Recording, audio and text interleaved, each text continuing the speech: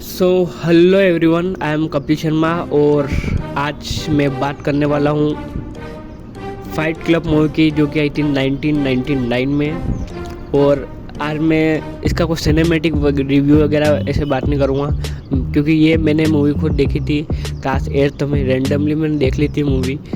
और उस टाइम पे जैसे मैं हैरी पॉटर वगैरह देख रहा था, और ऐसे बीच में आके ये इसने मेरे को ऐसे सरप्राइज़ कर दिया था कि मतलब ऐसी मूवी भी होती है क्या। मतलब लिटरली मैं शॉक हो गया था उसमें। मैं उस टाइम पे मुझे ज़्यादा मूवी की नॉलेज थी नहीं।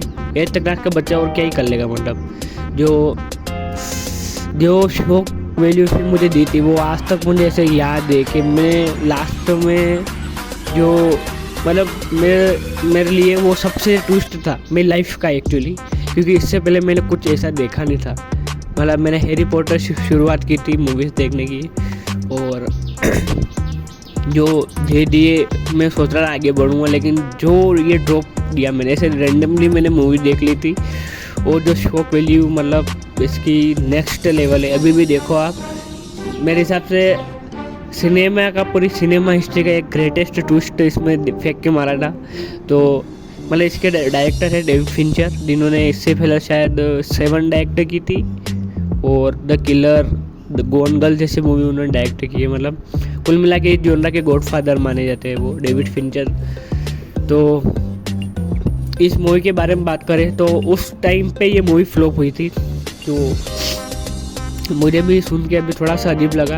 और मेरे हिसाब से उस टाइम की ऑडियंस के लिए मूवी शायद नहीं बनी थी, लेकिन धीरे अभी भी नहीं बनी है। अभी भी ऑडियंस इसको एज ए सिग्मा मेल वगैरह वगैरह ही देखती है। इसके बहुत सारी एडिट भरे पड़े, मतलब बहुत सारे घर से ला रहे। तो इस मूवी की जो अगर फिलोसॉफिकल टर्म की बात करूँ मैं, तो ये काफ़ी लेयर्ड मूवी है। इसकी जो कैरेक्टर्स है, मतलब जिसका मेन जो character lead played by Edward Norton, so उनका कोई नाम ही नहीं है। लिटरली पूरी मूवी में लीड कैरेक्टर का कोई नाम नहीं है, वो इटसेल्फ एक नरेटर है। और इसकी जो पर्सनैलिटी है टाइलर डर्डन, उसकी जो फिलोसॉफी से मतलब सबसे पहले स्टोरीज की अगर मैं बात करूँ, तो जो हमारा नरेटर है वो अपने डेली लाइफ से बोर हो जाता है, उसको रात को नींद नहीं आती है। सो वो बहुत सारे क्लब्स में जाता है, जो भी ऐसे होते हैं ना, जहाँ पे कुछ बोलते हैं अपन, 2 शब्द बोलते हैं मन हल्का हो जाता है, ऐसे क्लब्स में जाता है। लेकिन एक रात को उसको जब ये फ्लाइट में बैठता है, उसके पास में आके एक बंदा बैठता है, अजीब सा थोड़ा होता है लुक लाइक में। सो उससे बात करता है, उसको काफ़ी अच्छी दोनों की जमती है। तो फिर बाद में जो इसके धीरे धीरे ट्विस्ट एंड टर्न्स बताते हैं कि जो बाद में लेयर्स खुलती है इसकी, ये ओवरऑल एक स्टोरी है। फिर बाद में इसको पता चलता है कि मुझे स्लीप मतलब सोने में दिक्कत होती थी, इसलिए ये मल्टीपल पर्सनैलिटी डिसऑर्डर टाइप कुछ ऐसी बीमारी हो गई।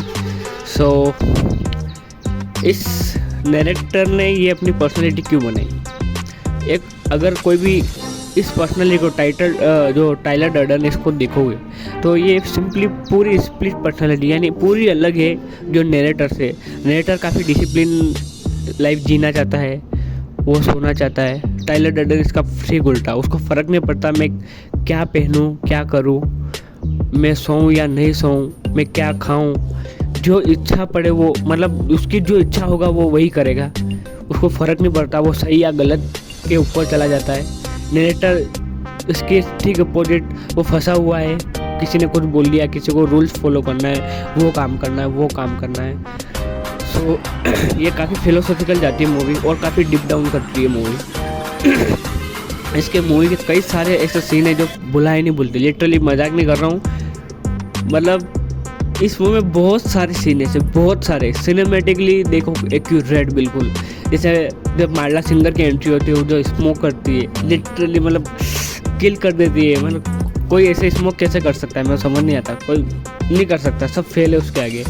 उसके बाद जब सबसे फिलोसॉफिकल टर्म मुझे अच्छी लगती है इस मूवी की, कि जब टाइलर डर्डन और जो नरेटर है कार ड्राइव करते हैं, और उस टाइम पे जो डेस्परेट होता है हमारा नरेटर जानने के लिए कि इसने क्या क्या कर रखा है और क्या क्या प्लान किया हुआ है। और तो जब वो टाइलर डर्डन समझाता है कि तुम सब चीज़ें क्यों जानना चाहते हो, क्या होगा इससे, मतलब तुम क्या ही कर लोगे सारी चीज़ें जानकर। और सब चीज़ों पे इतना कंट्रोल क्यों चाहिए तुमको, लेट इट गो। और वो उसको बोलता है कि स्टीयरिंग छोड़ो सबसे पहले। तो अच्छा ठीक है, मैं समझ गया, ठीक है। काफ़ी रो तरीका अपनी बात को समझाने का, लेकिन मतलब काफ़ी डीप डाउन कर, मैं वो समझा नहीं सकता, मैं तो कैसे बोलूँगा। इसमें पूरी मूवी भरी पड़ी ऐसे चीज़ों से। जब जो टाइलर डर्डन है रैंडमली रात को किसी को पकड़ लेता है, उसके हेड पे गन रख देता है, बोलता है तुम्हारा सपना क्या है। वो बोलता है मेरा ये फलाना दिन का सपना है और मुझे बनना था, लेकिन मैं भी पता नहीं क्या कर रहा हूँ। वो उसके हेड पे गन रखता है, बोलता है कल सुबह से अगर तुमने शुरू नहीं किया, पहले उसका एड्रेस ले लेता है, उसका सारा जो आईडी होता है वो ले लेता है। अगर तुमने कल सुबह से शुरू नहीं किया अपना सपने के बारे में सोचना है, इसके बारे में वर्क करना है, तो मैं ढूंढूंगा, तुम्हें मार दूंगा। मैं तुम्हारा लाइसेंस जब्त कर रहा हूँ, मैं तुम पर नजर रखूंगा, मुझे पता तुम कहाँ रहते हो। अगर तुमने 6 हफ्तों के अंदर दोबारा वेटरनेरियन बनने की पढ़ाई शुरू नहीं की तो तुम्हारी खैर नहीं। लिटरली उसकी सांसें चढ़ जाती है सामने वाले की, और वो बोलता है कि नहीं मैं कुछ ना कुछ अब बन के ही दिखाऊंगा। तो काफ़ी रो तरीका है टाइलर डर्डन का।